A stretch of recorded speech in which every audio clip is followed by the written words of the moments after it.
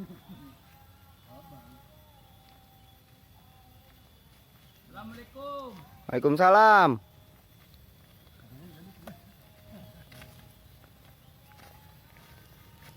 Assalamualaikum. Waalaikumsalam. Nyari siapa, Mas? Pajinya ada? Ada. Pak Haji, Ada tamu. ada tamu. Siapa? Warga di sini. Warga di sini, Pak.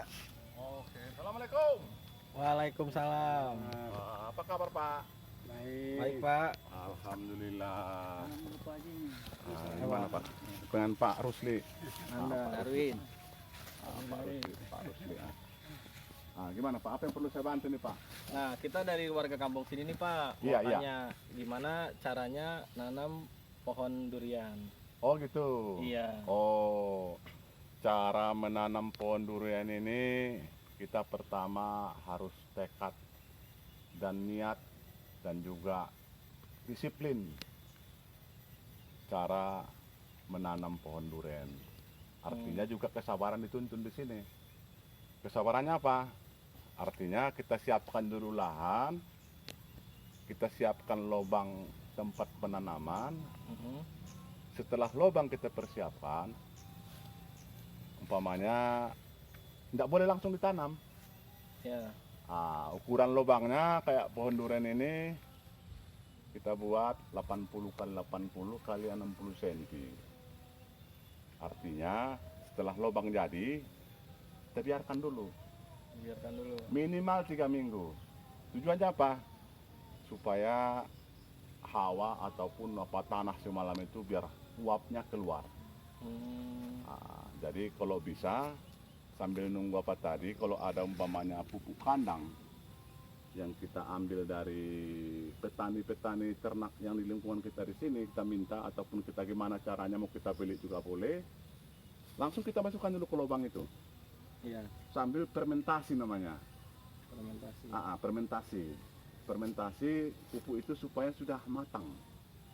Artinya pada saat nanti masuk bibit, jadi pupuk itu udah bisa dimanfaatkan dan tidak panas, tidak mati bibitnya. Kira-kira gitu. Apalagi kira-kira perlu ditanya? Pak Haji tahu dari mana, Pak, untuk yang cara nanam pohon durian? Oh iya, sebetulnya saya ini karena memang durian ini termasuk makanan yang mungkin banyak penggemar ya, termasuk saya dari dulu. Tentu kita kalau tidak belajar menanam durian, barangkali tidak pernah kita berhenti membeli seumur hidup beli durian. Iya. Dengan demikian saya mulai berkunjung, belajar ke tempat-tempat perkebun durian yang sukses lah. Satu contoh, saya berkunjung ada salah satu perusahaan perkebunan durian di Parung, PT Inagro. Kalau nggak salah itu kebun itu ada 80 hektaran lah ya. Habis itu saya belajar lagi ke Sahara Palm di daerah Cilegon, Banten. Begitu juga saya sharing-sharing sama pengelola ataupun sama pemilik sana. Karena kita berbuat supaya nggak salah. Lanjut saya belajar lagi ke daerah Jasinga, ada juga sana namanya Haji Pak Iis. Bagaimana ada perbedaan-perbedaan nggak ini? Tapi nggak apa-apa, kita namanya belajar kan. Mau apa kan nanti kita ambil intisarinya aja. Lanjut lah saya pergi lagi ke Banyumas, di daerah Alas Malang. Di daerah Alas Malang itu juga memang sentra durian. Saya salut. Hampir di lingkungan Banyumas daerah tempat yang saya kunjungi itu, di depan rumahnya, di belakang rumahnya ada pohon durian. Jadi udah kayak home industri durian lah. Tapi kenapa kita di sini lahan banyak, Ya. waktu luang kita masih banyak yang kosong, kenapa kita nggak belajar menanam 1 batang, 2 batang? Iya. Jadi saya pinginnya juga sama ini. Kalau bapak datang saya senang. Senang artian, ayo kita sama-sama. Kita memanfaatkan lahan ini. Jangan terfokus dengan modal, ketakutan dengan modal. Yang paling inti dalam mengelola perkebunan kayak gini, nggak usah luas lah, semampu kita aja. Kemauan, disiplin, dan semangat, itu yang penting. Itu jangan terlalu merasa kita ada orang punya modal banyak, tapi ilmu mengelolanya, merawatnya nggak ada, nggak pandai. Itu juga nggak efektif.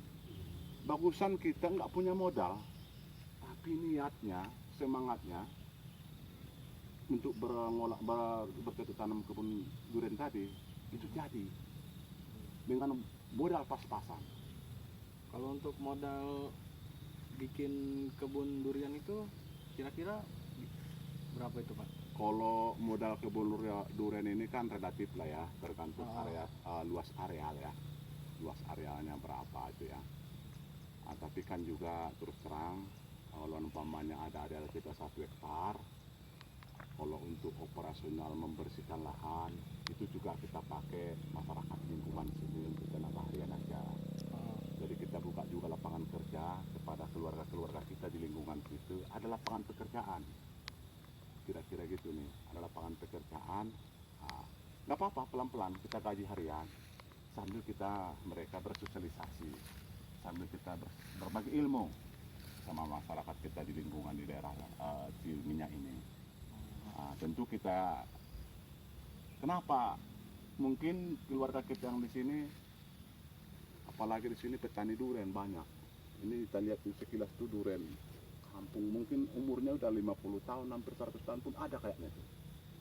Tapi intinya mungkin karena ketiadaan informasi ke masyarakat sini, mungkin ya itu yang terjadi sampai sekarang. Bahkan saya lihat kemarin tuh ada yang dipanen duriannya. Pemanya dipanen gitu belum waktunya. Ya itu juga kayaknya sayang, rusak duriannya. Hingga nilai duriannya juga nggak berapa bernilai. Tentu juga berpengaruh ke pohonnya biasanya. Artinya satu contoh, ada orang maafnya yang sedang hamil lah, belum waktunya lahir dipaksa lahir, kan itu juga. Nah, itu ya, bisa dicontoh aja kira-kiranya begitu. Juga apalagi di lingkungan ini saya perhatikan masyarakat kita sini zaman juga miara ternak. Ada saya lihat ayam, ada kambing, ada sapi, ada kerbau. Tentu ini kalau kita manfaatkan peternak ini juga, kita kerjasama limbahnya, ada nilai tambah juga kepada peternak. Kenapa? Saya berkebun durian kayak gini, satu contoh, walaupun saya belajar, saya nggak pakai pupuk kimia. Boleh dibilang limbah dari ternak masyarakat. Satu contoh, dia pun maafnya lah kita bilang, kita ambil limbahnya dari kandangnya dia bersyukur juga malah sebenarnya. Kan bersih ya Pak ya? Bersih lingkungan kandangnya, terjaga kesehatan ternaknya juga. Kita juga banyak manfaatnya, tapi tidak boleh langsung ditaruh ke tumbuhan. Jadi kita fermentasi dulu sebulan. Artinya sudah matang pupuk, hasil fermentasi. Apabila kita giniin ataupun kita enduslah, kita cium gitu, aroma amisnya limbah pupuk itu udah nggak ada. Itu namanya udah bisa oke dipakai. Udah bisa dimanfaatkan ke tumbuhan. Tapi itu juga harus kita takarin. Artinya ditakarin itu jangan banyak-banyak. Jangan apanya lah, secukupnya. Secukupnya. Itu cara mempupuknya pun bila perlu kita aduk dengan tanah supaya apa? Supaya menyatu. Jadi tadi juga mundur ke belakang sedikit, flashback. Tadi kan sudah kita bikin lubang umpamanya 80 kali 80 ya Pak ya. Itu ada namanya dolomit. Dolomit itu kita taburkan dulu ke dalam lubang. Maaf, ini ada contohnya nih, saya ambil Pak ya. Tidak apa-apa, situ aja, saya ambil. Ini namanya ada dolomit. Oh, ini untuk langkah awal persiapannya Pak. Ini tadi lubang sudah siap. Jadi sudah siap, Ya. sambil kita menunggu tadi 3 minggu lubang itu terbuka, kita taruh dolomit ini. Ini kebetulan kena air, cair. Jadi ini sebetulnya tepung powder. Oh iya. Kita taruh ke lubang yang ini, lubang apa tadi, lubang bakal durian Untuk tadi. ditanamin Di durian. situ tujuannya ini dolomit ini fungsinya untuk netralisir tanah. Apabila tanah ini ketinggian asamnya, kesamaan tanah, inilah satu contoh obatnya, penetror misalnya. Ya. Bila perlu, kalau kayak gini, ini juga ada pupuk. Ini juga pupuk kandang. Diolah dari limbah ternak. Bila perlu langsung kita taruh juga situ, diaduk dengan tanah. Jadi cara membuat lubang tadi, tanah permukaannya ini sebelum dibikin lubang, Jadi ini kita apa dulu 5 cm. Kayak dikikis itu Pak ya, kayak dikikis. Kita singkirkan ini apa dengan atas. Taruh sebelah sini. Baru dibikin lubang, yang tanah yang di lubang ini buang ke sana. Nanti yang tadi pertama ini masukkan ke dalam sebalik semua yang pertama ini. Karena ini permukaan tanah itu bang humus, pupuk. Iya. Pupuk semua. Nanti belakangan yang di sana. Nanti baru kita aduk sama ini untuk secukupnya. Ada juga ini apa namanya nih? Sekam. Di masyarakat kita kilang padi juga ini kita ambil. Mereka itu paling bersyukur karena nggak ada nilainya juga di sana. Malah susah dia cara memusnahkan ini, dibakar segala macam. Paling fungsinya untuk abu gosok ya, untuk di dapur rumah tangga. Nah, kalau kita minta senang mereka. Kenapa? Karena kita juga membutuhkan. Ini fungsinya untuk oksigen di dalam lubang ini. Apabila nanti kita menyiram tumbuhan, ini ada sirkulasi ke dalam fungsinya. Untuk penahan air juga. Semakin lama ini semakin membusuk, ini juga jadi pupuk. Malahan di sini banyak. Apalagi situ banyak petani-petani kita di lingkungan situ. Inilah nggak apa-apa kita manfaatkan. Kita masukin kemari Kita banyak. masukkan gitu. kemari kayak gini. Nanti aduk dengan tanah sana pun boleh sebelum dimasukin. Umpamanya tadi timbun tanah di situ diaduk dengan itu campur. Dolomit pun boleh, nggak masalah. Jadi baru kita masukkan ke situ. Sambil menunggu bibit yang kita pesan umpamanya datang. Berkebun ini intinya pertama itu tadi tenaga kerjanya yang betul-betul serius, bukan uangnya. Iya. Uang pun banyak, kalau yang mengelola, mengerjakan di lahan itu tidak becus, mustahil akan berhasil. Jadi uang. Tapi kalau tahun kita lah, maaf Anda, kalau kita dari berusaha membuat yang terbaik tanpa pun modal, karena kegigihan kita, kedisiplinan kita, kemauan kita tinggi, insya Allah jadilah kebun durian. Nggak bisa kalau anak kita punya modal umpamanya 10 batang beli bibit, kita tanam 10 batang, tetapi habis ditanam itu untuk biaya perawatan selanjutnya nggak punya modal lagi.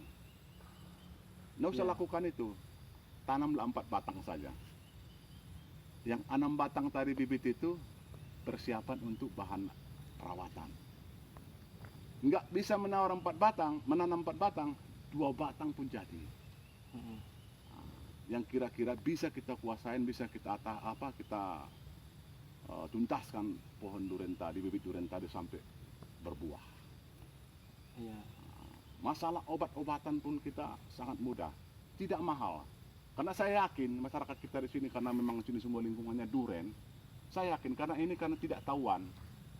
Tapi saya juga pingin sama kita keluarga di sini, masyarakat bapak-bapak, apalagi tadi Bapak Jukri datang, Pak datang, Pak Lubis datang. Sebenarnya datang dari sini kayak gini berbagi, saya senang. Saya juga memang bukan insinyur saya, tapi memang ayolah pengalaman yang saya ambil dari orang, ayo sama-sama kita berbagi. Mudah-mudahan insya Allah dengan izin Allah, mudah-mudahan suatu depan yang kita, anak cucu kita bisa menjadi sentra petani durian di wilayah sini. Kan kira-kira gitu. Ini satu contoh. Jadi bertani durian ini yang penting keseriusan tadi, itu kuncinya satu. Keseriusan. Jadi apabila kita sudah menanam durian, apabila Bapak umpamanya masih bujangan ini, Iya. kalau umpamanya Bapak sudah beristri, kita mau apakanlah seolah-olah istri kedua kita itu, supaya kita cintain, kita sayangin, karena itu juga hidup Si pohonnya. caranya begitu. Iya. Jadi saling menyayangin. Jadi jangan kita apatis, jangan kita tetap optimis, supaya kita ke depannya ada perubahan, jangan pesimis. Gitu. Apalagi kira-kira yang perlu ditanyakan. Kalau untuk bibit pohon durian itu kira-kira tingginya harus berapa itu, Pak? Kalau masalah umur bibit ataupun ketinggian bibit itu memang idealnya itu 1 meter ke atas sebaiknya. Kalau Bibitnya yang di 1 bawah meter. 1 meter itu memang masih rentan ya.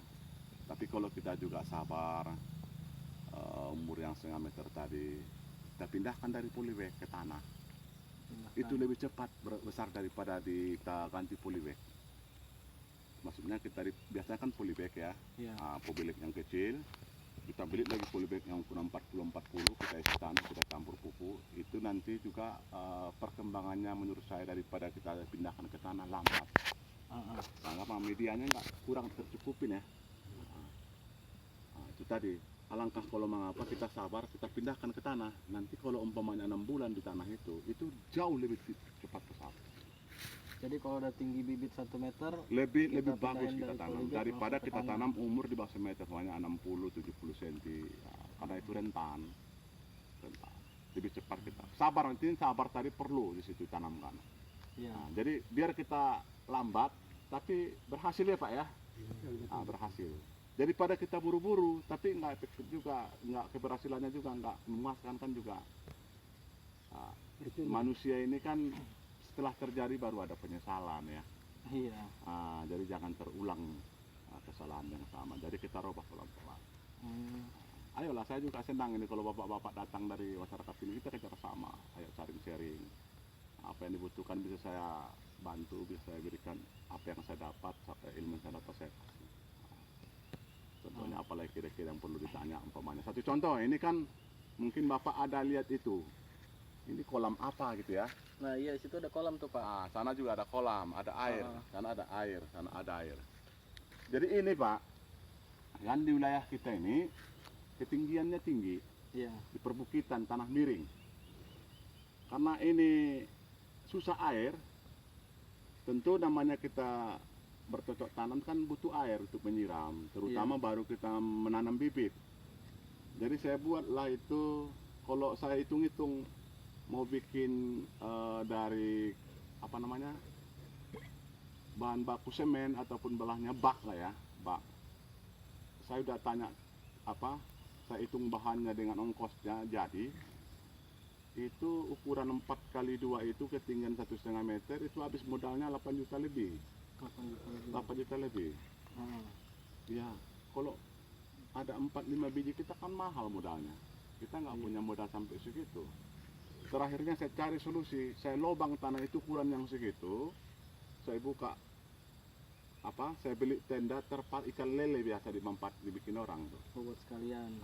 Jadi saya tempah pipisit yang biasa dipakai masyarakat peternak ikan lele. Saya cobalah di situ, kita bikinlah lobang. Kita bikinlah kayak itu peluncuran air hujan. Jadi kita tunggu air hujan ini. Antisipasi tujuannya ke depan untuk kalau perlu musim kemarau itu nggak punya air, jadi itulah ada airnya. Kalau musim hujan begini kan kita nggak perlu nyiram, Iya. tercukupin malah lebih airnya. Jadi inilah, ayo sambil kita jalan ke sana, sambil kita lihat kolamnya, mungkin bapak-bapak nanti bisa kita sama-sama kita berbagi lagi. Tapi kan ini musim hujan nih Pak. Kalau sudah nggak musim hujan nih Pak Haji, kita perlu nyiram-nyiramin juga nggak sih? Nggak perlu lagi. Bahkan kita menghindarkan jangan sempat terjadi banjir di bawah di daerah pohon tumbuhan yang baru kita tanam. Yang modelnya begini. Makanya kita bikin begini modelnya. Jadi kalau datang air jangan sempat kerendam ininya. Iya. Jadi di putaran sini boleh. Makanya pada saat nanam pun, jadi polybag itu di atas permukaan tanah minimal 5 ataupun 10 cm. Polybagnya. Dari apanya tadi. Jadi makanya dia ini ada seolah-olah paret. Jadi kalau datang air dari sana sini, air itu di sini, di paret ini. Jadi nggak di sini. Itu kira-kira apanya. Jadi inilah fungsinya yang kita bikin. Saya terpal ini pipisit untuk penampung air di perbukitan di ketinggian yang susah air. Ini sekarang ini satu kolam ini bisa menampung 10 kubik karena ukurannya itu 4x2 kali 1,5 meter, 10 kubik. Ada 5. Inilah tendanya. Tenda ini untuk kalau hujan lebat, jadi airnya mengucur ke sini semua. Kira-kira gitu. Jadi daripada kita beli mesin penyemprot ataupun penyerot air, itu juga operasionalnya, karena apalagi kita suatu saat nanti menyiram tiap hari, itu juga permasalahannya biaya operasional. Udah itu kok mengangkat mesin itu ke dasar sungai sana, menggulung selangnya kalau 100 meter juga bukan pekerjaan yang mudah. Iya. Dari pekerjaan yang betul ekstra. Oke, kita cari yang murah meriah aja tapi bermanfaat banyak ininya, kira-kira gitu. Makanya saya siapkan ini ada 5 malah 5. Ada 5 tempat air. 5 tempat air. Nah, kalau untuk perawatannya Pak Haji, kayak obat-obatannya gitu? Iya. Gimana? Kalau perawatan juga sebetulnya nggak terlalu susah. Bahkan baru-baru ini saya menemukan satu satu obat penangkal hama ataupun hama perkebunan lah. Hama perkebunan. Iya, termasuk yang biasa mengganggu di kebun. Satu contoh, ada babi, Iya. ada monyet, ada kera itu ya. Jadi kebetulan kira-kira 2 bulan yang lalu kali ya, saya minum kopi di rumah. Kebetulan kopi saya itu tumpah sedikit di taplak meja. Ternyata semut kan datang, Iya. mengejar mungkin manisnya kopi yang tumpah tadi. Lalu saya ambil itu, kebetulan saya ke kamar mandi, saya kelihatan apa kapur kampar, apa kapur barus ya. Iya. Nah, saya ambil itu kapur kampar ini.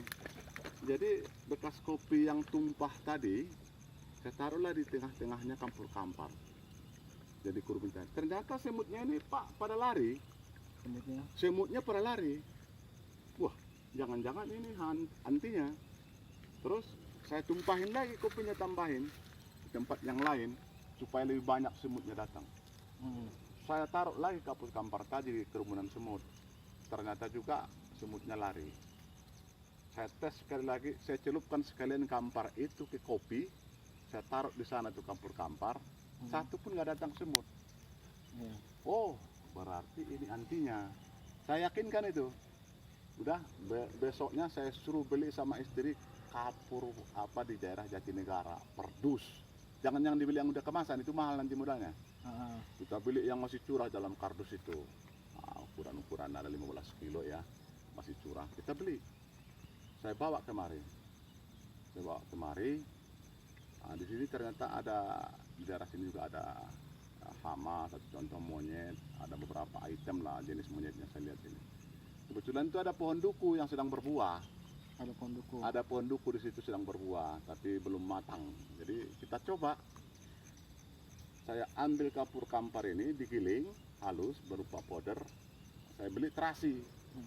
Dipotong terasi, digiling juga sama kapur kampar ini. Oh, disatuin. Dia satu. Dimasukkanlah ke Botol. botol minum bekas aqua yang ukuran berapa tuh, 600 sekian liter ya, mililiter ya.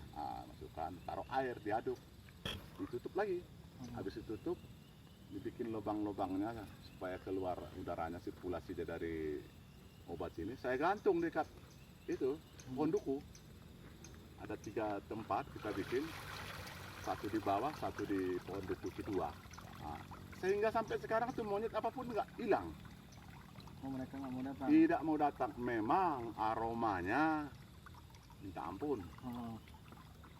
Aromanya dicampur diaduk kapur barus sama terasi. Barangkali karena pengaruh aromanya mereka ketakutan. Ternyata hama babinya juga hilang, nggak datang. Nggak tahu juga apakah pengaruhnya itu juga. Tapi ini, itu tadi. Kalau betul ini terbukti jadi anti hama, ya tentu ini kan kita 4 ke depan ini kan sangat bermanfaat. Tentunya juga di masyarakat sini kita nanti ada umpamanya yang sudah berkebun selama ini banyak gangguan dari hama, kita coba aja itu. Bahkan itu ada juga tanah bekas kayu yang sudah busuk, banyak ani-ani. Saya masukkan lagi ke kerumunan ani-ani itu. Semua ani-ani hilang, pada pergi. Oh, berarti termasuk ini obat yang bisa kita manfaatkan untuk hama, baik di tanah maupun di permukaan tanah. Alhamdulillah sampai saat ini pengganggu ataupun hama sampai saat ini mudah-mudahan hilang. Jadi kembali, kalau kita itu terbukti, jadi modalnya murah. Tergantung kita sekarang Pak. Iya. kemauannya gimana. Nah, tapi nggak apa-apa, kita saling gotong royong, nggak masalah Pak. Saling sharing kita, apa yang dapat apa yang bisa saya berikan. Apa? Untuk kebun durian. Kebun durian. Saya pikir juga durian dengan tumbuhan lalu lebih kurang sama. Penting kita intinya itu keseriusan dan kedisiplinan kerja. Sayangilah apa yang sudah kita lakukan, karena kita mengeluarkan waktu, modal, tenaga di situ, pikiran lagi. Jadi sia-sia kalau kita mengabaikan yang sudah kita lakukan. Tujuannya kita kan keberhasilan. Ya minimal nilai tambahnya ada. Tapi Iya, contoh Haji. saya bilang tadi, kalau bapak-bapak kita ini memang pasti yakin saya senang durian. Iya. Pasti demen durian ini, hobi durian. Tapi kalau kita nggak punya pohon durian, berarti kan seumur hidup kita nggak pernah berhenti beli durian. Kira-kira gitu kan Pak. Berarti ayolah menanam sebatang nggak masalah. Adapun di pekarangan rumah kita lahan kosong, kita tanamin apa aja. Penting ada nilai tambah. Iya, Haji. Ya kira-kira gitulah kalau apa. Kalau mau bapak-bapak mau kapan datang kemari, mau sharing, mau ngobrol kita begini, saya juga senang. Monggo. Kira-kira apa yang ditanyakan sepanjang bisa saya jawab, bisa yang saya alamin. Kita sama-sama belajar juga. Nanti kita telepon orang kalau kita nggak bisa jawab, nggak ini kita belajar lagi tempat orang yang lebih pintar dari kita, lebih apa. Saya bukan siapa-siapa memang. Saya juga orang udah mau pensiun ini. Iya, Pak. Jadi karena memang suka, hobi dari dulu menanam-nanamin. Saya juga biasa kayak lahan gini biasa tanamin cabai. Di Sumatera sana ada saya tanamin cabai. Di lahan yang sudah ditanamin kakao coklat. Saya menanam kakao di Sumatera, di daerah Mandailing, karena di daerah kampung halaman saya. Saya tanamin kakao itu kan baru produksi ataupun mulai berhasil itu lebih kurang 3 tahun ke atas, 4 tahun lah. Tapi kan nggak mungkin saya menunggu kakao panen, lama ya. Saya tumpang sarikan itu lahan. Saya tanam cabai, saya tanam tomat sayur, saya tanam sayur-sayur timun, saya tanam lagi jagung. Jadi proses cabai dengan apa tadi itu 4 bulan 5 bulan kita udah mulai panen, udah menjual. Iya, Jadi dari sambil nunggu kakao produksi panen, jadi operasional dari hasil cabai dengan jagung, tomat, semua yang lain tadi kayak kangkung, timun, itu sudah mencukupin operasional. Bahkan cabai itu per ton saya dapat, berton-ton saya dapat itu dari situ. Apalagi di sini kebanyakan perlu ajir ya. Ajir namanya Pak ya, yang kayak ini ajir ya. Nggak beli bambu, sini sumbernya bambu jedah debak ini. Itu juga banyak, mungkin kita minta sama orangnya, dia senang juga kita ambil karena daripada mubazir, bersih jadinya. Tergantung kemauan. Jadi nggak perlu pesimis terus, yang penting positif. Satu contoh ini lah. Jadi ini kita nggak pakai pupuk kimia, Iya. pupuk kandang ini, pupuk kandang. Saya yakin dan percaya dengan kita tulus dari itu, pupuk kandang itu juga sangat bagus. Apalagi di sini banyak masyarakat kita, saya lihat itu sekilas ada ternak ayam, kambing, sapi, domba, kerbau. Itu kita hubungin. Mudah kan kita bersihkan. Bila perlu kita kasih lah umpamanya sekedar apa silaturahmi ya Pak ya. Bolehlah sama saya. Kita kasih pribadi kita juga pasti dia senang menurut saya. Kalau untuk taruh pupuk yang benar, bagaimana contohnya Pak Haji? Cara mupuk itu kita kan pakai pupuk kandang ya, Iya. nggak pupuk kimia. Heeh.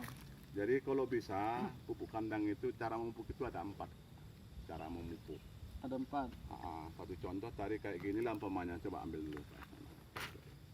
Ini Pak. kan juga pupuk kandang kompos yang sudah dipermanenkan. Iya. Cara mupuk itu ada yang disiram begini, ditaburkan pupuknya ya. Taburkan. Itu cara mupuk nomor 4 kualitasnya, Paling bawah. paling bawah. Cara mupuk yang paling top itu, yang paling bagus itu pupuk itu diaduk. namanya dikucur. Diaduk. Diaduk pakai air, Ya. nah dikucur anggaplah di ujung daun inilah Oh, disiram. cara dulu. memupuknya. Jangan ke batang, Oh, jangan jangan ke batang. batang. Ujung daun ini ke bawah, Heeh. nah di sekeliling inilah kita guyur pakai pupuk udah diaduk. Oh, pupuk yang udah diaduk air. Udah diaduk air, kita kucur lah kayak biasa nyiram. Tapi jangan terlalu ke batang. Bila perlu di ujung daun yang terluar. Atau contoh ini, Heeh. nah ini kan beda ya ini ya. Nah, sedikit di bawah sini. Karena biasanya akar itu udah di ujung situ. Oh, di pinggir sini. Nah, yang ketiga tadi pupuk itu ada di apa di gini. Ada juga ditanam dia. Nah, giniin kan. Nah, ditimbun sama dia gini ha. Itu juga bagus. Jadi pupuknya nggak kemana-mana. Iya. Nah, yang paling fatal tadi itu pupuk yang ditaburin begini itu. Nah, memang itu paling mudah, Heeh. Tapi pupuknya pun menurut saya kurang baik. Kemana-mana itu pupuk. Oh, enggak di Satu contoh, pohonnya. pas kita pupuk datang hujan, tentu pupuk ini udah hanyut ini di bawah air. Iya Pak ya? Betul. Nah, satu contohnya kira-kira gitu. Memang penting keseriusannya aja. Memang itu pupuk cara memupuk yang paling mudah. Tinggal naburin aja, tapi hasilnya kurang efektif menurut saya. Setelah yang sudah saya coba beberapa tanam, ada pohon sawit sedikit, ada pohon kakao tadi. Nah, sekarang kita coba kembangkan durian kayak di sini ya. Tentu belajarlah kita yang paling baik tapi sama modalnya. Hmm. Apalagi kira-kira? Sudah Pak Haji, nanti biar kita coba pelan-pelan buat belajar nanam Boleh. di rumah. Nanti saya juga nanti mau bersilaturahmi di kampung kita sini. Mudah-mudahan nanti kita bikin apa ya, bagaimana memotivasi keluarga kita di sini. Ayo kita rame-rame mengembangkan lahan di sini. Walaupun jangan kita pesimis, jangan kita terlalu berpikir yang itulah ekstrim ya. Lahan kita di sini banyak. Nggak usah berapa saya nggak punya modal, bukan itu intinya. Penting kita bisa memanfaatkan lahan itu semampu kita lah mengolah. Kita tanamin pun nanti 2 hektar 3 hektar, kalau kita nggak mampu mengurusnya kan juga nggak bagus, sia-sia. Iya. Jadi kita tanamin lahan kita itu yang kira-kira bisa kita kuasain gitu Pak ya. Umpamanya membersihkan lahannya. Bagaimana caranya? Kita sendiri kita usahakan. Kalau kita punya modal tadi itu bisa aja kita terbawa orang lain umpamanya membawa, tapi kan juga sebaiknya kita sendiri sambil belajar. Jadi nanam itu nggak usah ratusan dulu. Mau nanam 10 batang, 3 batang, 4 batang, 12 batang, itu penting kita tuntas yang 12 batang. Nanti udah sambil belajar perjalanan ilmunya juga kita udah mulai dapat kembangin. Nah, iya Pak Haji. Saya pikir itu lebih baik. Kenapa? Saya juga dapat begitu juga pengarahannya dari teman-teman kita yang saya kunjungin tadi. Kalau Pak Haji mau berkebun, kalau ilmunya masih buta huruf, jangan coba-coba mengandalkan modal banyak, tapi pelaksanaan di lapangannya nggak ada yang ngerti. Hancur Pak katanya. Jadi itu tadi yang saya kunjungin, baik Sarapam, baik PT Inakro, baik apa di Pak Isis. Ada lagi satu lagi di Serang, ada juga itu Pak namanya satu lagi ya, tempat durian di situ. Kesimpulannya Jadi kita coba mulai belajar dari lingkungan rumah buat lingkungan rumah kita ya, mudah-mudahan itu. gitu aja ya. Oke, gitu aja Pak. Oke, terima kasih banyak ini Pak atas kunjungannya, berbagi kita Pak ya. Mudah-mudahan ada manfaatnya buat kita semua ya Pak Haji ya. Terima kasih Pak Haji. Terima kasih. Waalaikumsalam.